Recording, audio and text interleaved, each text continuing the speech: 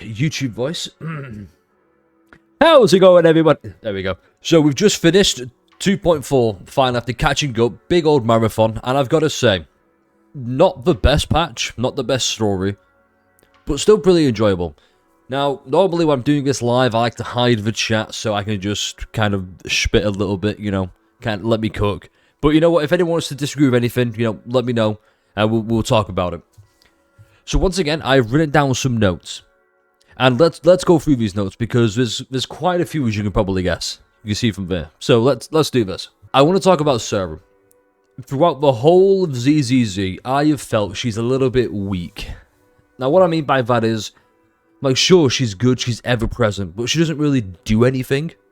It's more so she's there when things happen. At least in 2.4, she appears to be, and to an extent 2.2 to 2.3 and 4. She appears to be the catalyst for why things are happening now, rather than just being a spectator who happens to be at the side when things go wrong at the end. Example, look at Bringer. The test is complete. Elixir P07 confirmed effective. Bringer has completed his mission. May the Creator refine him. I think Mevarok of the Overseer was a lot cooler, being able to be reborn, as it were. So I'm not expecting Sarah to not be reborn. But we'll see. Obviously, it's just been mentioned, spoilers ahead, obviously. Now, the creator handing off the power to an Overseer is an amazing concept. I really like that. It means anybody could be the Overseer if they accept the power. And we're going to try and breeze through some of these. Some we'll go into a little bit more in depth. Let's talk about the lack of voice acting, okay? I have no shade to give to Hoyoverse or any voice actor. It's because of political tension between China and Japan. That's probably the only reason. And at this point, it's not really that big a deal. You know, it's still enjoyable. You can still read it. I played in English, so I was affected by it, but is what it is. Let's talk real quickly about the new banner units. Dialin and Banyu. I'm going to talk about combat first and then their impact in the story. Combat-wise, I thought Dialin was going to be really simple. It's going to be a case of, oh yeah, you get the free ult spam really easily. You know, it's a bit more complicated than that, than just going, yeah, hold heavy attack, or chain attack EX, swap out big ult, and then do another ult. It's a lot more skill intensive than that. She's also really good at dazing enemies. She's a really great stunner. So I think a lot of people are going to focus on the extra ult, or the free ult, rather than, hey, stun. Because stun's good. And I also recommend Dialin, because, and I'm not a must pull, but if you don't have a good stunner, like me for example, I'm lacking, say, a lighter, I have Trigger, but Trigger's like my only really good stun. I'm sure I'm going to flash up on the screen some of the other stunners here, but I'm lacking some good ones, so Dialing would be perfect for me, but she's not good for everybody. Banyu's what I expected. Very skill intensive. In fact, more so than I thought it would. I had a lot of fun doing him. I had a lot of fun playing with him. That does not sound any less sus, I'm sorry. I think I might skip Dialing for Banyu. Maybe, it depends how reruns might be looking. So, let's talk a bit more of the story now. And we might come back to these, I've got some more here. But right now, setting up Krampus as a faction more and more. It's kind of been creeping here and there, especially 2.2. We first meet Zhao, which, more on Zhao in a moment. But I like the idea that slowly but surely we're meeting more of Krampus and they're really hyping it up as, here's the organization, even tops the main antagonistic force of the season, are scared of going up against. Banyu's story has me intrigued. So he turned his life away from violence, he was encouraging me to wipe out my asthma. I got reference Parthenax, and I've got it pulled up here on my phone. Let me pull it up quickly. You probably know the quote, but I'll read it off for you again. What is better? To be born good, or to overcome your evil nature through great effort. Bro was made a killing machine, decided, do you know what? I don't like that. And now here he is. Dialing his Voices of the Dead, and made the call more sense. You find out later on, she does it because it helps. She gets a response from dealing with people, rather than just hearing Voices of the Dead where they can't respond. It was a really moving scene, and I gotta tell you, it made me more invested in the characters. The problem was, I've got rid of that. I'm gonna skip ahead. there's too much focus on Shunguang. I would have loved a much more heavy Banyu focused story. And Ace said it earlier. Ace is a new chat, by the way. If you're a new chatter, follow the streams on YouTube, subscribe, I'd appreciate it. Follow on Twitch if you prefer that. You know, you can get to partake in situations like this and conversations. It's nice. Anyway, shameless self-promotion over. The big problem I had was, as cool as that Banyu's story was, there wasn't enough of it. And right at the end, in the final chapter, you see there, cast a stone into the abyss. We've really got a lot of Banyu and dialing. But it just kind of felt like it was forced in there to break up more Shunguang plot. So I really didn't like it for that. Okay, let's talk about Zhao. She's fucking hilarious. I mean, just looking at her makes me go, I can't take this seriously. And I know for a fact she's going to basically become the Terminator in, I don't know when she's out, 2.5, 2.6. Whenever it releases, she's going to become Arnold Schwarzenegger, an unstoppable killing machine. Let's just not beat around that bush. Let's talk more about the setting now. I really like Miasma. I really do, at least in the story. I think the shield was a bit overblown. I think on some enemies, it can be really fucking annoying, absolutely. And other times, it's just save ults, you know, basically play the game, learn the mechanics of the game. It even tells you, hey, if you dodge counter and, you know, defensive assist, shield goes down. But the way Miasma is just ever present of being like, hey, it's receding now, it's being sucked into these blue flowers, not white, blue flowers, makes me go, okay, is it really gone, or is it going to come back? I really look forward to seeing what we do with Miasma next. It's such a great threat as well, of just, you never know when it's going to appear. A glimpse of Sarah's backstory and motives. Unfortunately, I think this came too little too late. It came at the moment where she, for lack of better terms, dies. She might be dead, who knows? And I'm just thinking to myself, it would have been a lot more... The perfect opportunity was when Dylan calls her out, even way before that. I'll say way before. Before that, she goes, isn't that right, Sarah Florin, former member of HIS, I think it was called. And you see that, and I'm thinking, wow, that's really cool. And then the backstory should have... Probably could have come there, but it didn't. And I'm like, well... Now I'm just kind of like... Like I said, too little, too late. Evil Bamboos exist. That point speaks for itself. That's all I'm going to say about that. Tops fucking suck big time, by the way. That's not really important to this. I just thought I'd throw it out there. The voices talking to Dylan Bio hitting at other threats. Now, I say other threats. I had a sneaky suspicion that wasn't the creator. That was something else. I was wrong. But the fact that you even think that, or someone could think that, makes me go, okay. Maybe the creator isn't the big bad at the end. Maybe it could be something else. I like the idea that there are other threats out there than the creator. Zhao Guang's casual dress will be a future skin. I've got a screenshot. This will be a playable skin in the future. Guaranteed. There's no way they designed this for a up-and-coming Void Hunter 5-star unit and go, hey, do you know what? People only want one skin. Nah, that's not how ZZZ do this. Yeah, so I was worried they would gloss over the more interesting subplots to focus and establish a connection with Zhao Guang for this patch. Or for the next patch, I'll say. And they did. A short Worm's Night Rest. And in fact, even this as well. What should have been even the main focus on these two. And it was more so, how can we interact with Zhao Guang? How can she come into the story? And it just kept happening. It just kept happening. There we go. Once again, it makes sense for certain characters to be involved. I made this before in the review, you probably saw, link in the description. Where I said it makes sense the proxies are involved in all the shenanigans of Season 1 because it's their job. And Dylan's job was to go rescue Banyu because Zhao was like, hey, you've got a new order from the boss. It's to go in and stop the threat. So it made, rather than just Dylan doing it out of the goodness of her own heart, it's, you have to do this. It's your job now.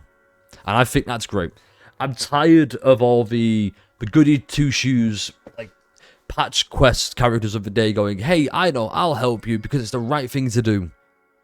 I like more of the, well, I kind of have to help you now. So, here we are. Backstory overload. Let's talk about backstories. There was quite a bit. Like, they told us Oh, wait, no, it wasn't. No, sorry. Sorry, it's been a while. It's been over 6 hours. It was a pretty long patch, all things considered.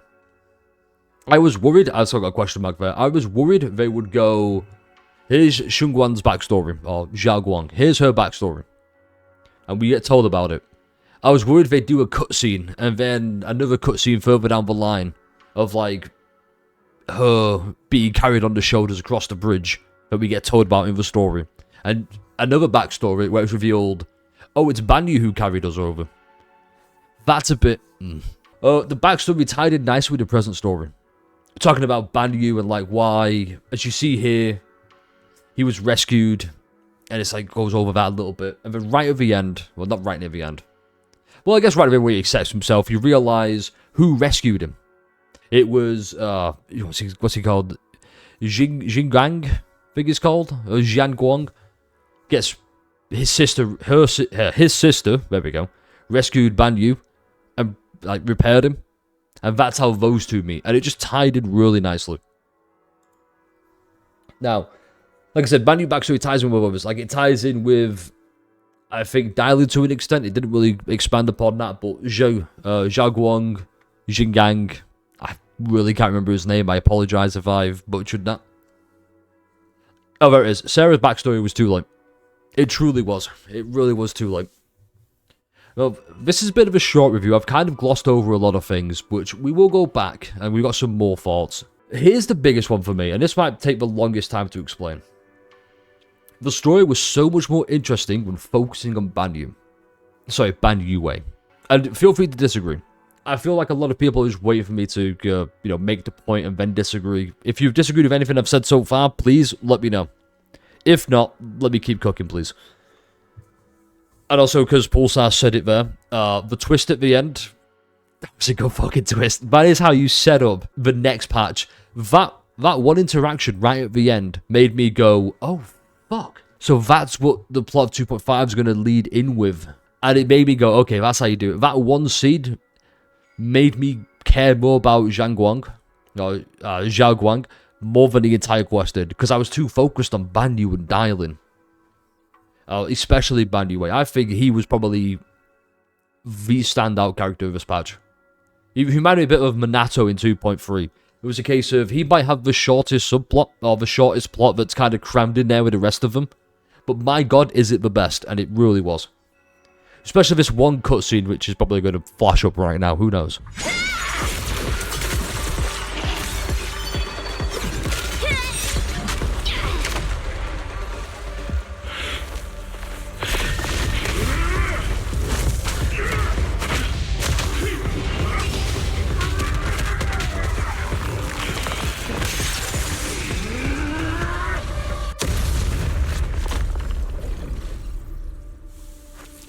And it's just a common occurrence I've noticed as well, where when a big character's being teased, they kind of gloss over the other characters. Say, for example, who's one I'm thinking of? Maybe HSR, trying to keep it Hoyo related. Think Phynon and Cyrene and Amphorius. They kind of glossed over everybody else to make you go, hey, here's the big character you're going to want to pull. I mean, who came before in 3.3? I believe it was Hyacine and Cypher, I want to say. And obviously Hyacine's a must pull. But it was a case of, with Cypher, who's like, yeah, whatever. We all know Phynon's coming, the guy of the patch. And that's what Xinguang feels like. She feels like the character of the patch. So it was a case of, how can we get from point A to point C in 2.5 by crossing through point B, and B is Banyue. I just wish they had that a bit differently. I saw a complaint somewhere. And big shout out to... yes, here we go. I pulled this up before after the fact. So a big shout out to whoever this person is. I appreciate you. The big date event in 3.3. That could have just been like... It did drag the story. I think that's why it took so long, because it was just... Let's go interact with Shunguang. Now we realise, or we find out right at the end... It somewhat played a part in it. But they also could have just had her write that down in the diary to remember. They didn't have to show us go through that. And the Banyue daily side story should be its own quest. I kind of agree. There was one comment, a follow-up they made. There you go. We should do the Sambi route, where it's recommended to do agent story first before the main story quest. I think that should be more of a recommendation at the end, where you'll get more insight into how it works after the fact. For example, if we... Very briefly...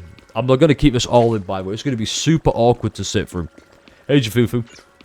So, if we go all the way over here, and hopefully I've stalled good enough, or well enough, you'll see.